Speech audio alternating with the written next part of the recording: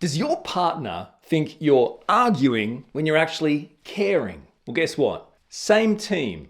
We just speak different default languages. In this video, you'll learn why that happens, the exact scripts that stop spirals, and a 5-minute weekly ritual that can keep your connection strong. So let's go. Welcome, my stars of Orion. Thank you so much for watching. I'm Orion Kelly, that autistic guy.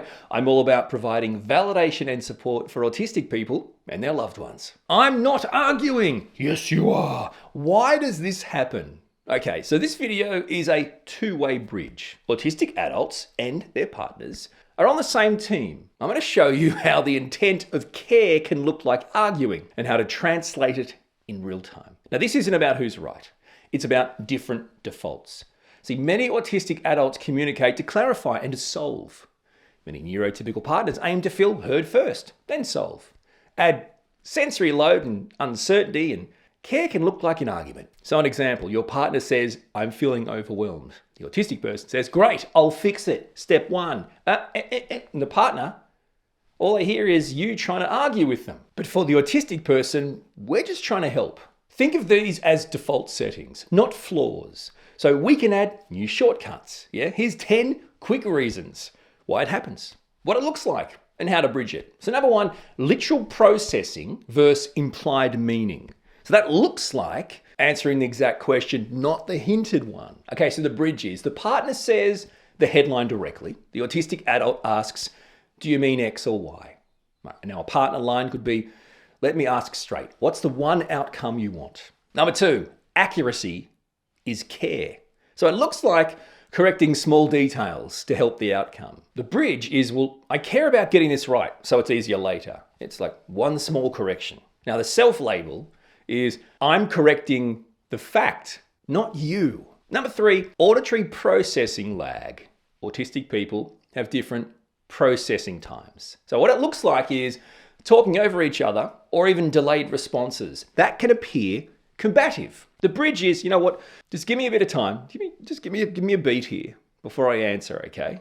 And your partner can just silently wait or continue, whatever works. Number four is prosody, the flat effect. These are differences. Now what they look like is a steady tone or cold or sharp.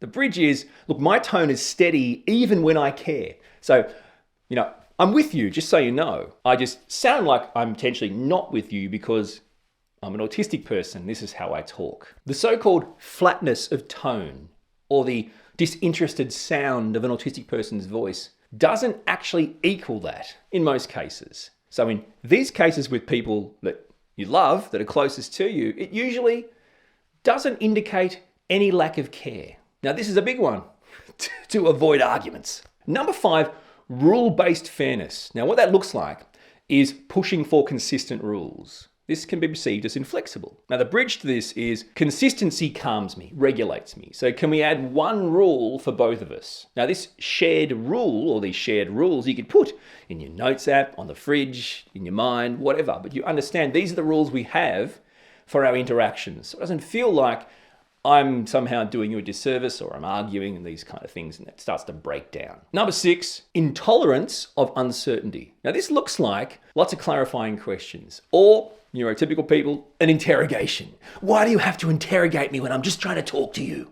The bridge is questions help me feel safe. You want me to cap my questions? The partner could offer an anchor, so like a time and a place or a sequence. They might give literally one anchor plus one contingency, right? So there's all the facts preloaded. Number seven, a working memory load. Now what this looks like is repeating points to keep them in RAM, right? Going over things we've already heard, but saying them many, many times. The bridge to this is, well, I repeat so I don't lose the thread. Like I'm gonna note it and move on. Conversely, you could agree on a rule, I guess, where you would park your repeated questions or points, like write them down or put them somewhere or text them or email them, and then you can both look at them at the end of the conversation. But we have to understand why this is happening. It's just getting your head around what's actually being discussed and needing the minutia to get it. Yes, autistic people, well, me, not everyone, me, I need the minutia to understand something. Even if it doesn't have any relevance to the actual story, If you want me to understand the story and go on that journey with you, I'm going to need details that you might not even know. And the best thing to say is, look, I really don't know all the details to this situation. I can only tell you what I know, but here's what it is. And I hope that explains why that isn't trying to be argumentative. That's just trying to fully understand what you're saying. Number 8, alexithymia, even interoception differences. Now, this looks like describing facts before feelings, or you're coming across very cold and uncaring for this. Now, the bridge is feeling words are hard at first. So you could try to experience or articulate the feeling words. Like, well, I feel frustrated for you. Like, honestly, I can see why you're angry. But as an autistic person, you would need to be given time. So the neurotypical person would need to say, look, I'm going to just stop for a second and let you process what I've just told you so you can work out how you feel about it. And then, instead of saying, gee, you heard that whole story and you don't seem fazed by it at all, that's because my brain is still processing it to work out, oh, this is really frustrating. I'm really angry about this. Like, this is really starting to annoy me, right? It takes time. You can't just click your fingers and say, you better care and feel and have the fire inside you like I do. It's like, we'll get there eventually. And the fact is that the fire is probably, wild and dangerous. Quite heated. Number 9 is a moral why before the compliance. Looks like asking why before doing a request. Like this is a defiance. You define. See, the bridge here is partners give reasons up front and autistic adults repeat back the why, and then they can do it. Like the partner starts with the purpose. So we both sleep better tonight. Can you, right? Instead of me saying, and I do this with my kids. We're brushing our teeth before bed so our teeth don't get unhealthy and fall out, and then we can't enjoy our favorite foods, rather than brush your teeth. Why? It's the same in conversations with partners, with other adults. Like, why do you need me to hear this story? Why do you need me to do this thing for you? What don't you need me to do? The why is super important. Orion, I'm going to tell you a story from today. I don't want you to fix it. I don't want you to tell me how to fix it. I just want you to listen and let me vent, right? From the start, I now know the why. My why is to just listen and be there. And number 10, context switching costs. This looks like saying not now, right, to protect focus. Your story, your conversation, it's making me switch tasks, which I can't do. Or hang on, pause. You might think you're stonewalling, you're blocking, you're disinterested. What are you telling me when I can and can't talk to you? Like, that's not it at all. The bridge is, like, my brain is currently mid-task, mid-something. Can we just stop? Can we do this? Just give me 5 minutes. I can even set a timer if that helps. And I'm going to finish this task. When I finish this task, I'm all ears. But my brain needs to finish this current task or this current thing. This is the problem. Neurotypical people will go through all these experiences I've just outlined and automatically say, oh, that's because you want to boss me around, or you're a bully, or you don't care, or you're uncaring and aren't bothered by my experiences and thoughts and feelings. And I hope that I've now explained to you why that is completely not the case and why we get so frustrated. When people go, why are you arguing with me? Why is everything a debate with you? It's not. Okay, here's 3 common mixed signals with some translations for you. Okay, so fact first means I'm cold or something. It makes no sense, right? Okay, so they share a bad day. I give steps. You feel dismissed. I correct the time of an appointment so they don't miss it. They hear, you're wrong. That's not your appointment. I rephrase the plan for clarity and they hear, you're so controlling. You've got to control everything. The translation here is fact first is my way of caring. Fact first isn't cold. Fact first is caring, because the fact first provides me with an opportunity to care. So what's the fix to this? Let's go with a 2-line formula. The validation header, right? I'm on your side, or that sounds rough, I'm frustrated. And then the ask permission. Do you want me to comfort you, or do you need any solutions? Do you want me to sit with it? Want me to solve it? If it's comfort, I'll just stay with you. No fixing, I'll just, listen. If it's solutions they need, okay, I've got a couple of options, you pick. The next one is quiet equals disinterest. You go quiet to process, and your partner thinks you've just disconnected from them. You don't care, right? You've checked out. Background noise plus hard topics equals a longer pause. Sensory stimuli in the room plus a hard topic or a hard conversation is going to cause longer processing time, right? Your partner might be like, hello, can you hear me? Hello. And think, we've frozen. I might type thoughts in notes so I don't lose them, and my partner thinks I'm checking out and doing something else. Translation, my friends, silence equals processing, equals care, not apathy, not lack of care. So how can we fix this? How can we anchor what silence means? Give me a sec. I'm processing so I can respond the best I can. I'm still here. A script I use sometimes, I've even got it on a t-shirt, I think. It's like, when I go quiet, it just means I'm buffering. Hold, please. I'm still with you. Just buffering. The partner line might be, do you want a few minutes? Or you want me to grab you a pen and a pad so you can have time to think about this? Rather than, hello, are you listening? Did you hear what I said? Not helpful to anyone. All right, the next one is info dump means I'm lecturing you. I'm what the who? I share details to show care and you feel talked at, lectured at. I bring research links. You hear I'm right, you're wrong. I bring research links or knowledge and that's to tell you why I'm right and you're wrong.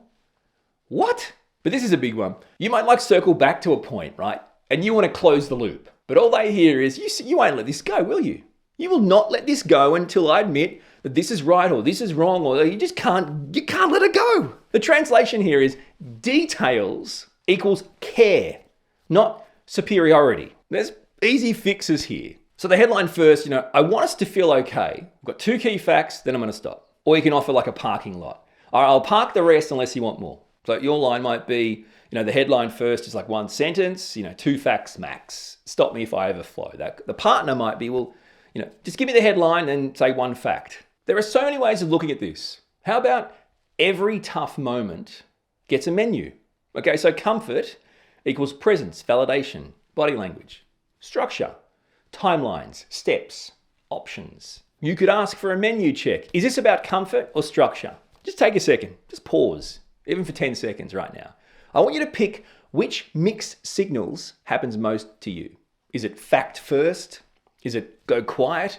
Or is it info dump? Another way of looking at this is the load meter. So you've got like your green, your amber, your red, right? And you agree what each means. So green might mean talk now.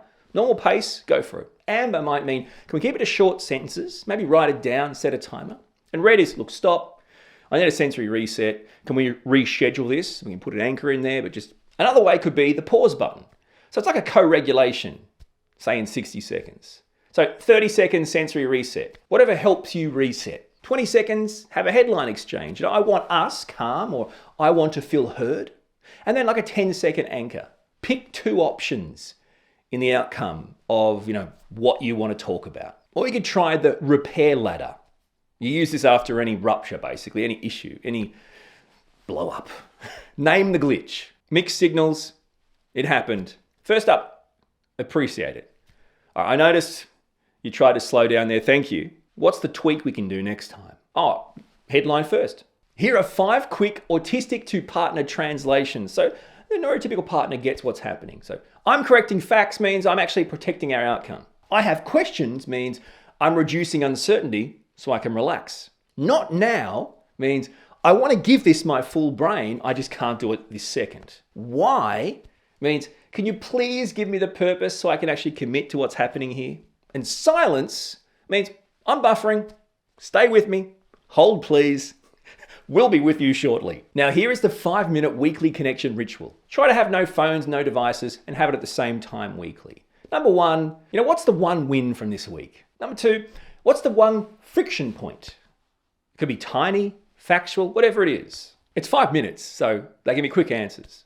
Number 3, your one tweak for next week. And number 4, celebration. What's one small thing that the other person did that helped you feel loved this week? Autistic and non-autistic people in relationships of any kind, family, friends, romantic, whatever, are going to always have this experience when it comes to communication and interaction. But there's a bridge. We can bridge that gap. But the first thing starts with actually understanding these are 2 different default languages, but the intention is the same. Which mixed signals happens most for you? Is it fact first? You go quiet, info dump? Comment that word below. But don't stop there.